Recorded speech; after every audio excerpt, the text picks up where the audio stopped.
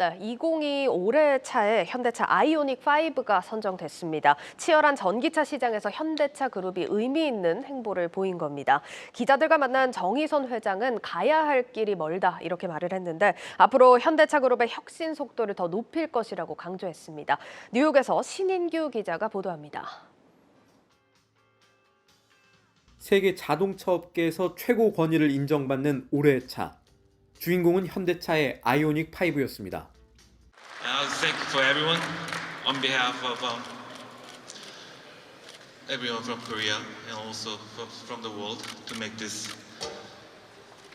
outstanding awards to give it to us. I thank you. It's our commitment to contribute more to accelerate electrification for the future, and we will more. Thank you so much. Thank you. 상이 만들어진 뒤 처음으로 전기차들로만 최종 후보들이 구성됐다는 점.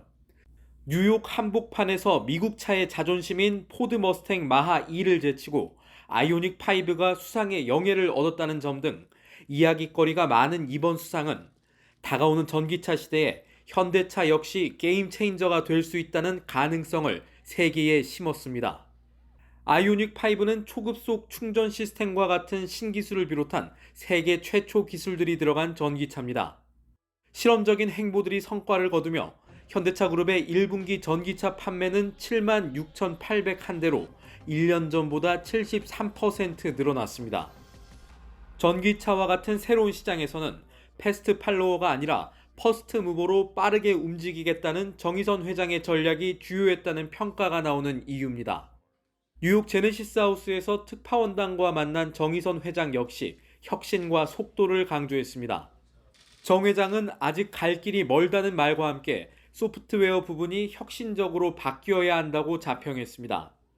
미국 내 전기차 공장 추가 투자에 대해서는 빠를수록 좋다며 이르면 연내에도 결정을 내릴 수 있다고 말했습니다. 친환경차의 한 축인 수소차는 현재 계획보다 지연되는 부분이 있다는 진단과 함께 화학과 소재 부문 육성을 더 했어야 했고 지금이라도 추가 투자를 하려 한다며 시행착오를 인정하는 모습도 보였습니다. 그룹 차원의 변화에 대한 의지를 강력히 피력한 것도 주목할 부분입니다. 정 회장은 지금의 현대차 그룹을 사람에 빗대어 체격만 크다고 좋은 것이 아닌 것처럼 내부 체질을 바꾸는데 노력을 많이 해야 한다고 언급해 여운을 남겼습니다. 뉴욕에서 한국경제TV 신인규입니다. 네, 어제 정의선 회장이 미국 뉴스위크 올해의 선지자로 선정됐다 이런 소식에 이어서 오늘 현대차에는 또다시 수상 소식이 전해졌습니다. 관련 내용은 산업부 김민수 기자와 더 자세하게 나눠보겠습니다.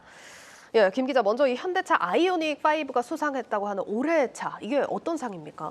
예, 오늘 그 아이오닉 5가 받은 상은 월드카 어워즈가 선정한 세계 올해의 차입니다. 네. 그러니까 아이오닉 5가 올해의 차뿐만 아니라 올해의 전기차, 올해의 차 디자인까지 총 6개 부문 가운데 3개 부문을 휩쓸었는데요. 이 월드카 어워즈가 선정하는 세계 올해의 차는 이 북미 올해의 차, 유럽 올해의 차와 함께 세계에서 가장 권위 있는 3대 자동차 시상식입니다. 네. 특히 이제 북미나 유럽처럼 지역을 기반으로 평가하는 다른 두 상과 달리 전 세계를 아우른다는 면에서 더 권위를 인정받고 있습니다. 특히 올해는 사상 처음으로 최종 후보가 전기차들로만 구성이 됐습니다. 그래서 좀 수상의 의미가 좀 남다른데요. 예. 최종 후보로 현대차 아이오닉 5하고 기아차 EV6, 포드 머스탱 마하2가 최종 경합을 벌인 끝에 아이오닉 5가 선정이 됐습니다. 이 기아 EV6 같은 경우에는 얼마 전 올해 유럽 올해의 자동차를 수상했거든요. 그러니까 네. 현대기아차의 주력 전기차들이 세계 3대 자동차상 가운데 2개를 다 받은 겁니다. 우리나라에 특히나 또 의미가 있는 소식입니다. 그리고 뭐 앞서 짧게 이렇게 소개를 했지만 정의선 회장 또 수상 소식에 이어서 오늘도 현대차 이런 수상 소식이 연달아서 들리고 있습니다. 어떻게 좀 해석을 해야 될까요? 예, 정의선 회장과 현대차 그룹이 꿈꾸고 또 현실화하고 있는 미래 모빌리티 전략이 전 세계적으로 인정을 받고 있다. 네. 이렇게 해석하는 게 맞겠습니다. 어제 뉴스위크가 정의선 회장을 올해의 선지자라고 선정한 것은 현대차 그룹의 변화가 전 세계 자동차 산업을 앞서서 선도하고 있다는 것을 인정한 거거든요. 그러니까 네. 방향성을 높게 평가한 것이죠. 여기에 오늘 아이오닉 5가 자동차 업계에서 가장 권위 있는 올해의 차 상을 받은 것은 그 변화가 만든 결과물의 경쟁력과 상품성을 전 세계 전문가들과 기자들이 인정을 한 겁니다. 그러니까 정 회장과 현대차의 비전과 전략에 더해서 그 결과물까지 호평을 받은 겁니다. 네. 이 사실 그 내연기관 시대의 현대차는 독일과 일본 차를 빠르게 쫓아가는 그 패스트 팔로워였습니다. 네. 하지만 지금은 좀 다르죠. 그 내연기관뿐 아니라 전기차 시장에서 이 상품력을 갖춘 수많은 신차들을 쏟아내면서 나름 이제 퍼스트 무버로 자리 잡았습니다.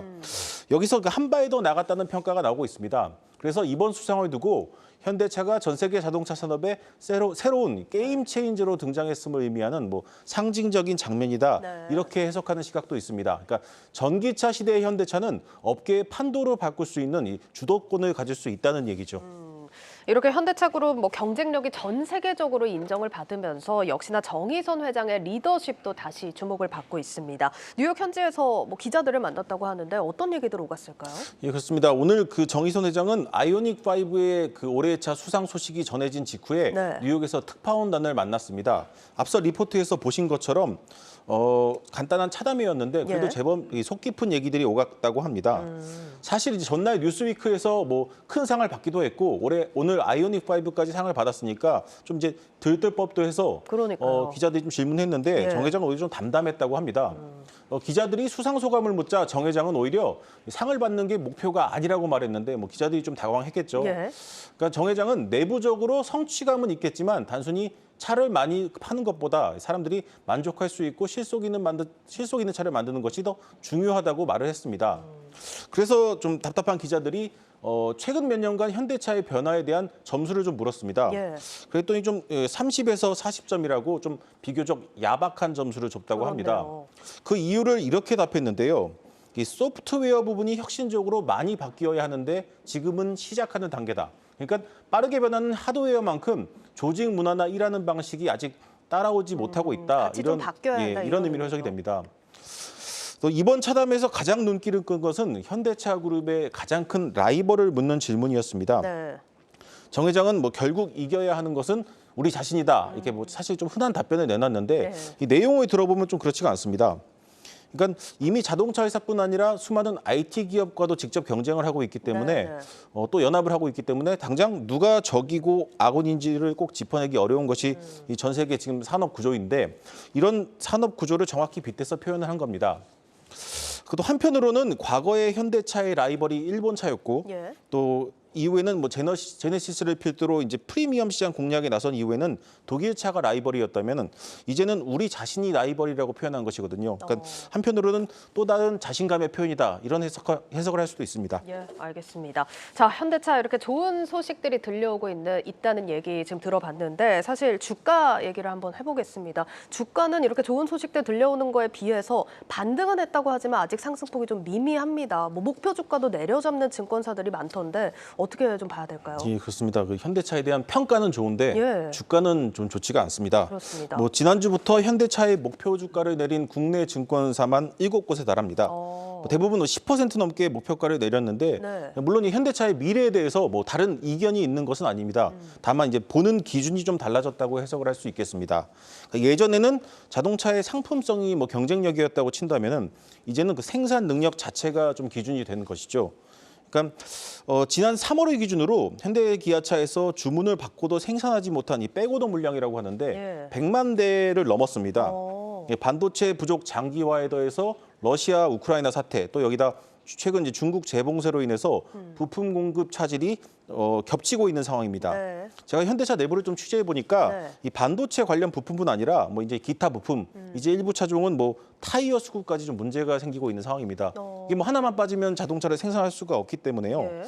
그러니까 이렇다 보니 증권사들은 일단 이 사태가 어디까지 갈 것인지 확인하고 갈 필요가 있다 이런 네. 입장입니다.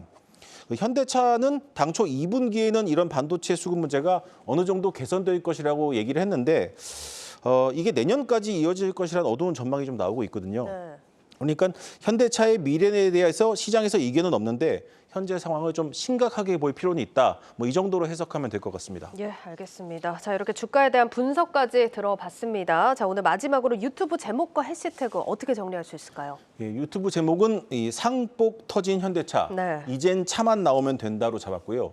해시태그는 올해 차 아이오닉, 출고되기 1년으로 잡았습니다. 예, 알겠습니다. 자, 여기까지 듣도록 하겠습니다. 산업부 김민수 기자였습니다.